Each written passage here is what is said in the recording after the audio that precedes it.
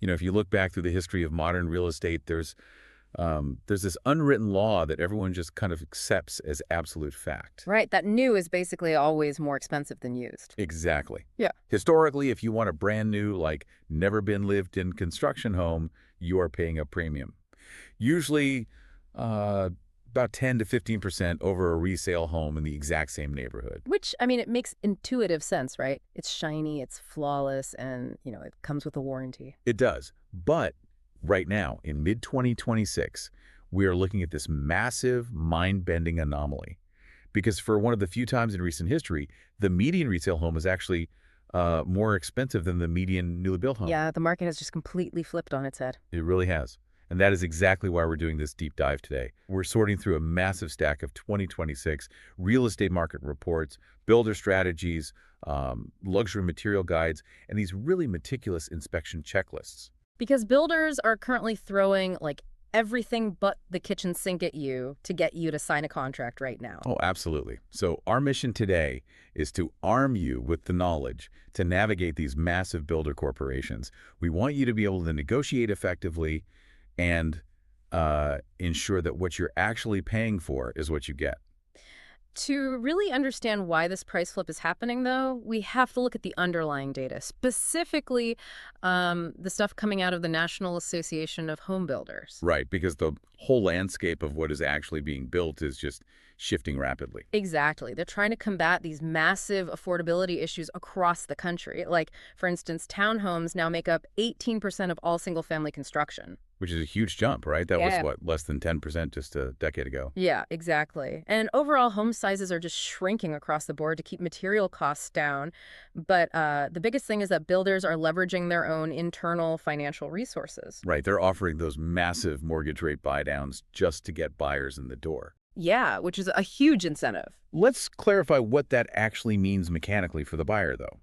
Basically, the builder is taking a chunk of their own profit and just handing it directly to the lender up front. Right, so that your mortgage rate drops significantly for, like, the first 2 or 3 years of your loan. Which, on paper, sounds incredible. You get a lower overall price, a bought-down interest rate, and a house where nobody has ever, used the primary shower. It sounds like a dream scenario.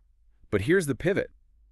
When a massive multi-billion-dollar corporation starts throwing unprecedented financial incentives your way, well, it raises a major red flag about who actually holds the power in these transactions. Oh, 100%.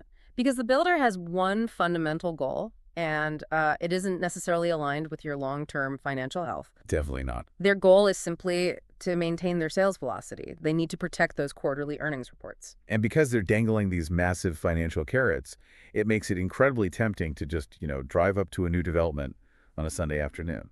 Oh, yeah. You walk into that beautifully staged model home, grab a free bottled water. Right, and just sign on the dotted line. But that's exactly where the first critical mistake happens. Walking into a model home without your own representation is, it's basically like going to court and deciding to use the prosecutor's lawyer to defend you.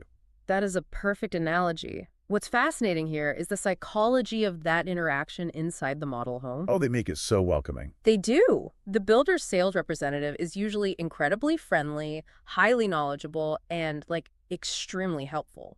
But make no mistake, they are an employee of the builder. Period. Right. Their entire job description and their compensation structure is designed to protect the builder's profit margins, not your wallet. And you have to remember, the purchase agreement you're signing isn't some standard balanced real estate contract, not like you'd see in a normal resale transaction. Not at all. It's a highly specialized proprietary document.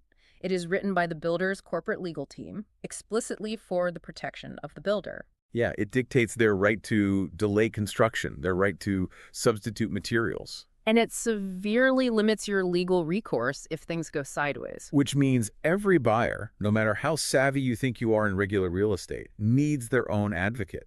You need a new home specialist or a licensed realtor representing your interests. And you need them before you ever step foot inside that model home. Right, the timing there is crucial. It's the critical element, yeah. Because builder policies vary wildly, even within the exact same company. Like how so? Well, one community might offer incredible incentives on financing because they, just opened a new phase of lots. while another community just 10 miles away might offer aggressive discounts on the lot premiums instead. Because they are just trying to close out that specific neighborhood. Exactly. It varies by builder, by lender, by community, and by state. You just cannot take the friendly sales rep's word as absolute universal fact. You really can't. You need a professional on your side to verify those details, translate the contract, and, point out the specific clauses that could hurt you later. So, okay, let's say you've done the smart thing. You have your own representation. Good, check. The next hurdle you face is the price tag itself. Because negotiating with a massive, well-funded construction company is fundamentally different from haggling with, like, a couple trying to sell their 30-year-old ranch house. Right. But wait, and we'll push back on this a little bit. If builders are so intensely protective of their profit margins, and the reports show they absolutely hate dropping the base price of the home, They despise it. then how does having a representative actually save you any real money? Like, why does the builder care how they give me a $20,000 discount? That connects directly to the underlying economics of a newly built neighborhood. Mm-hmm. And specifically, how banks evaluate risk. Builders despise dropping the base price because it creates this cascading negative effect on the appraisals for the entire community. Okay, walk us through how that actually works in practice. Sure. Let's say you negotiate a $20,000 discount on the base price of your house. The builder agrees, and you close on the house. Sounds like a win so far. Right. But that lower sale price is now public record. When the next buyer comes along to buy the exact same floor plan 3 doors down, their bank sends out an appraiser. Uh-oh. I see where this is going. Exactly. The appraiser looks at your house, which is the comparable sale or comp, and says, well, the last one sold for 20 grand less, so this new house is only worth that lower amount. Wow. So the bank then refuses to fund the loan for the new buyer at the higher price. Precisely. By dropping the price for you, the builder hasn't just lost $20,000. They've permanently lowered the ceiling for the next 50 houses in that phase. That makes total sense. They aren't just protecting their margin on you, they're protecting their margin on the entire neighborhood. Plus, it actively infuriates the buyers who just closed on the exact same floor plan 3 months ago at full price. The builder really wants to maintain that illusion of steady, appreciating value. So the base price is essentially a brick wall. They just won't budge on the sticker price. Usually no, but this is exactly where the hidden leverage lies and where a good agent really earns their keep. You don't negotiate the base price, you negotiate around it. Ah, okay. Builders are often highly motivated to offer concessions that don't officially lower the recorded sale price on public record. Right, like asking them to cover your closing costs entirely out of their own pocket. Exactly. Or you negotiate for premium upgraded appliances or, the installation of a comprehensive smart home tech package. Or asking for extended warranties on the major systems. Yeah, that's a big one. Or even, if the neighborhood has an HOA, Yeah. asking the builder to prepay your HOA dues for the first 2 or 3 years. Because the house still technically sells for $500,000 on paper. Keeping the bank and the neighbors happy. Right, but you've kept $15,000 or $20,000 in your pocket through all those concessions. Well, exactly. And market timing plays a massive role in extracting those concessions, too. Oh, the timing strategies we found in the sources are such a tactical advantage. Like, if you were negotiating during the winter, or specifically around the holiday season, foot traffic in these model homes is just completely dead. It's a ghost town. But their sales quotas are still looming, and buyers are distracted. Or even better, you target a quick move-in home. That's a home the builder has already completed. Maybe a previous buyer's financing fell through, and it's just sitting there empty. Yeah, an empty finished house is a massive liability for a builder. They are paying carrying costs every single day it sits there. Property taxes, utilities, insurance. And the cost of the capital they borrowed to build it. Their motivation to negotiate on upgrades and closing costs just skyrockets when you are willing to take standing inventory off their hands right away. So, okay, you've used those timing strategies, you kept your base price intact to keep the builder happy, and you pocketed a massive concession budget for upgrades. You feel like a master negotiator. Yeah, I'm feeling pretty good. But now you have a new problem. The builder is going to try to claw that money back during the construction phase through a process they politely call value engineering. Oh, man. Value engineering is just such a sanitized industry term.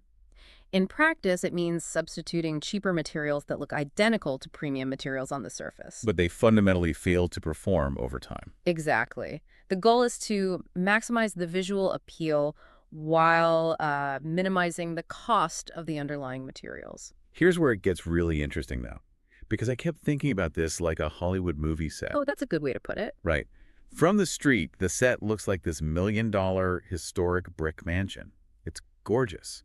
But if you walk behind it, you realize it's just a thin layer of painted fiberglass propped up by cheap 2x4s. The illusion of luxury is just completely divorced from the reality of structural integrity. That's a perfect way to visualize it. Let's break down the actual mechanics of this, starting with, well, probably the most visible and heavily used element in any new home. Yeah. The kitchen cabinetry. Always the kitchen. Always. Builder-grade cabinetry looks fantastic on day one. It costs the builder anywhere from like $100 to $250 per linear foot. But it's constructed using MDF. Let's define that real quick, because it is everywhere in new builds. MDF is medium-density fiberboard. It's essentially wood shavings and sawdust glued together under pressure. And mechanically, MDF acts like a sponge. When it's exposed to normal kitchen humidity or, steam from your dishwasher or just a minor plumbing leak. Those wood fibers just absorb the moisture and expand, right? Yeah. The cabinet literally starts breaking down and bubbling from the inside out. It has a lifespan of maybe 10 to 15 years before it starts looking totally ragged. Yikes. And custom cabinetry, on the other hand, runs what? $500 to over $1,200 per linear foot? Which is a huge jump. It is. But when you look at the construction, you totally see why. Custom cabinets use 3/4 inch furniture-grade plywood, which is highly resistant to moisture. And the drawer boxes use traditional dovetail joints. Right.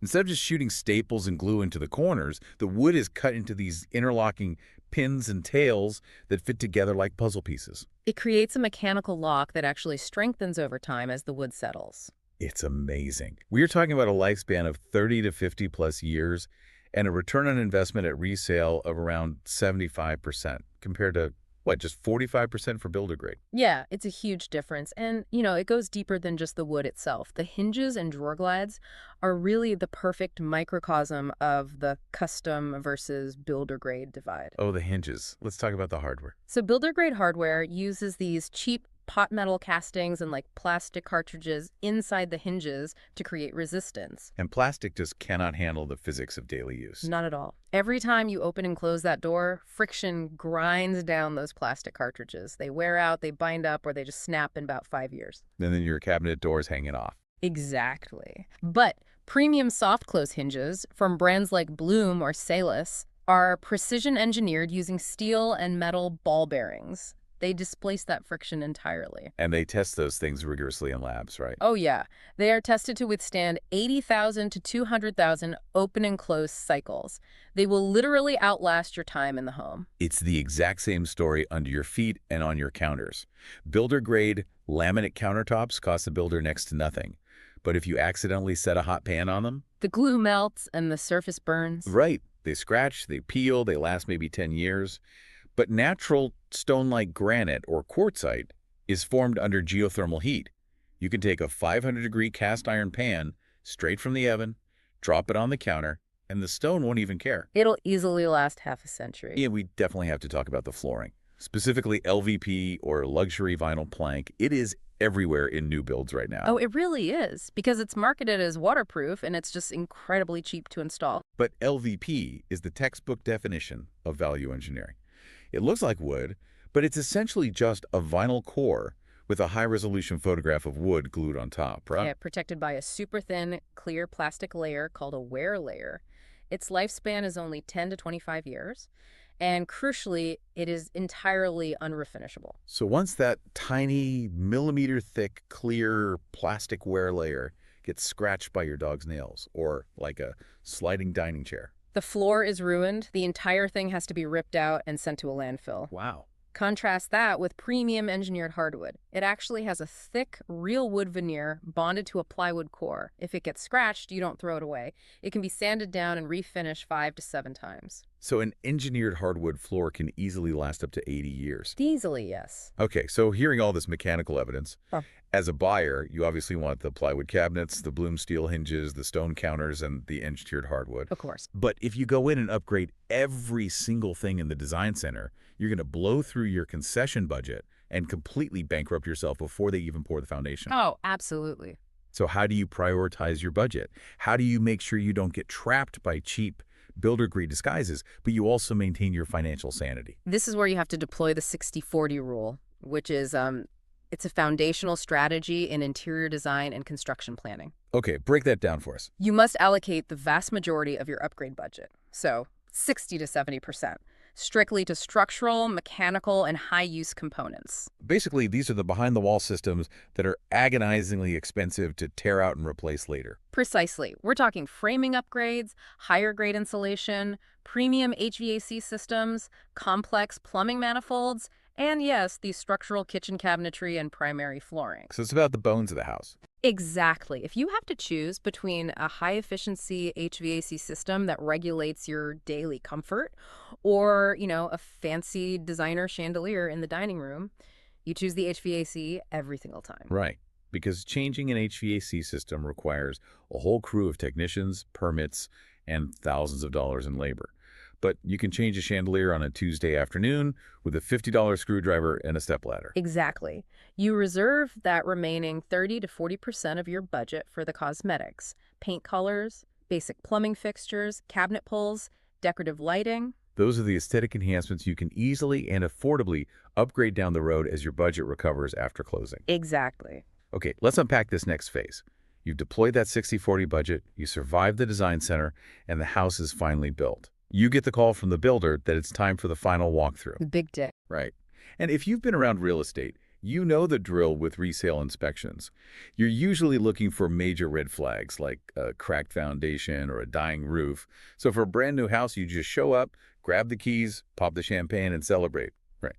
Absolutely not. In fact, assuming the house is perfect just because it's new is probably the most dangerous financial assumption a buyer can make. The sources were incredibly firm on this. You have to completely rewire your inspection brain. The new construction walkthrough is not a victory lap. It is a forensic investigation. Yeah, when you buy a 20-year-old resale home, your inspection is totally focused on the general condition and aging systems. With new construction, the focus completely shifts. Because everything is new. Right, so you aren't looking for age, you are looking for execution. You are hunting down cosmetic deficiencies and verifying that the builder actually finished the home to the exact standards outlined in your contract. And you should expect this walkthrough to take 2 to 3 hours, minimum. At least. And you're going to find things, a lot of things. The checklist actually noted that finding 30 to 40 minor defects in a brand new home is completely normal and expected. Because homes are built by dozens of human beings working in varying weather conditions, not, precision robots in a factory. Human error is just baked into the process. It is. So you'll be walking through the house with a roll of blue painter's tape, which is why the industry often calls this the blue tape pass. Oh, that makes sense. Yeah, every mark you make with that tape becomes the builder's official punch list. It's a mandatory list of items they have to fix before you sign the final closing documents. But how do you know if you're just being too picky? I mean, if I press my nose against a wall and stare at it long enough, I'm going to find a flaw in the drywall texture. Where is the line between a genuine defect and just being a crazy buyer? That's a common point of friction, actually, which is exactly why the industry relies on the 4-6-foot rule. Okay, what is that? It is the objective standard for determining what is considered a legitimate defect versus what falls within acceptable building tolerance. Here's how it works. You stand 4 to 6 feet away from a surface under normal ambient lighting conditions. Okay, so just a normal viewing distance. Right. If you can clearly see the imperfection from that distance, like a noticeable paint drip, a drywall nail pop pushing through the paint, or a deep scratch on a cabinet door, you flag it with the blue tape. And if you can't? If you have to press your nose against the wall and shine your smartphone flashlight at a harsh angle just to see a micro scratch, the builder is going to consider that within tolerance and they will decline to fix it. So you stand back to check the surfaces, but you also have to get incredibly hands-on with the mechanics of the house. The checklists we reviewed don't just ask you to look at things, they require you to physically test them. Oh yeah, you have to touch everything. For example, that $5 outlet tester you have sitting in your toolbox. It becomes your best friend on walkthrough day. You take it and you plug it into every single outlet in the house to verify the wiring is correct. Right, and you're specifically testing the safety outlets, the GFCIs in the kitchens and bathrooms, and the AFCIs in the bedrooms. Let's quickly define those mechanisms. A GFCI is a ground fault circuit interrupter. It detects if electricity is trying to travel through water, like, if you drop a hairdryer in a sink, and shuts the power off instantly. Essential for safety. Totally. And an AFCI is an arc fault circuit interrupter. It detects if wires are sparking or arcing inside your walls, which prevents electrical fires. You are literally quality checking the electrician's Tuesday afternoon shift to make sure those life-saving mechanisms actually trip when they're supposed to. It's a very active process. You have to run the dishwasher through a full cycle while you're walking through the house. And then get on your hands and knees to check for active leaks underneath the cabinet. Yes. Turn on every burner on the stove simultaneously to ensure the gas pressure is sufficient. Flush every toilet twice to check the seal. The garage door test was my absolute favorite tactic from the sources. Oh, the foot wave. Yes. You hit the button to close the heavy garage door, and you literally wave your foot under the descending door to break the invisible laser safety beam. The door's mechanism has to auto-reverse immediately. If it doesn't, or if it crushes a cardboard box before stopping, that is a major immediate safety violation. Testing those mechanisms is completely non-negotiable. And this brings us to perhaps the most critical piece of advice across all of our sources regarding the walkthrough phase. This is the big one. Once you've flagged all 30 or 40 items with your blue tape, the builder will usually schedule a follow-up walkthrough just a few days before closing to verify the repairs are complete. Right. And here's the golden rule. Never, ever just take the builder's word that a punch list item was fixed behind the scenes. Never. If they tell you they fixed the scratched tile in the guest bathroom, but you aren't physically there to see it, you insist on clear photographic evidence of the completed repair. Absolutely. Furthermore, if they decline to fix something you flagged, you demand a formal written explanation as to why it was declined, citing the specific building tolerance standard they are relying on. Why is forcing the builder to create that paper trail so crucial for the buyer? I mean, it sounds a little hostile, maybe? Because it is your ultimate protection for future warranty claims. Okay. Let's say they refuse to fix a slightly misaligned window frame during the walkthrough, claiming it's within tolerance. 6 months later, during a heavy storm, that exact window starts leaking water into the wall cavity. Oh, I see. They cannot turn around and blame you for the damage or claim it was improper maintenance. You have the written documentation from the walkthrough proving it was a pre-existing construction defect that they explicitly declined to address. It holds them entirely legally accountable. Wow. So what does this all mean? If we synthesize this entire journey for you, the buyer, navigating this weird 2026 market, first, never walk into a model home alone. Right. You wouldn't face a prosecutor without a lawyer. Don't face a multi-billion-dollar builder without your own advocate. Exactly. Second, understand the economics of the neighborhood. The base price protects the bank's appraisals, but everything else is usually negotiable. So leverage the winter months in standing inventory to get your closing costs paid and your upgrades covered by the builder. Third, employ the 60-40 budget rule to spot and avoid those cheap builder-grade disguises. Invest heavily in the bones of the house, the structural elements, the mechanical systems, the plywood cabinetry, because the cosmetic details can easily wait. And finally, treat your final walkthrough not as a celebration, but as a rigorous inspection. Trust the 4-6-foot rule for cosmetics.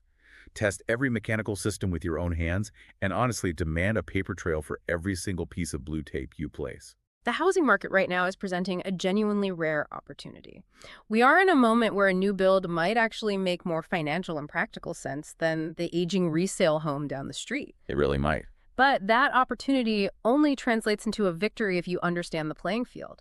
The power dynamic in real estate always defaults to the massive builder. Right. The only way that power shifts back to you, the individual buyer, is when you apply targeted, highly specific education to the process. Which leaves us with one final provocative thought for you to ponder on your own.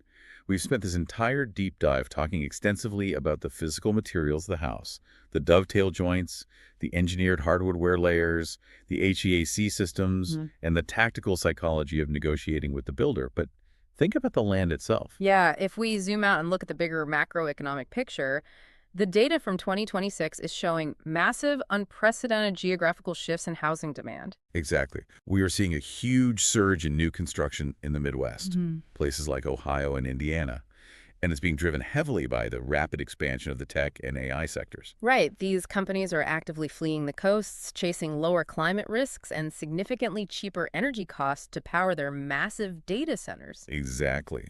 So while you obsess over the cabinet hinges and the blue tape walkthrough today, ask yourself, how will the actual location, the physical geography of your new build dictate its true value 30 years from now? It's a huge question. Long after those premium dovetail joints have settled and the builder's warranty has long since expired, it might just be the dirt underneath it all that matters most.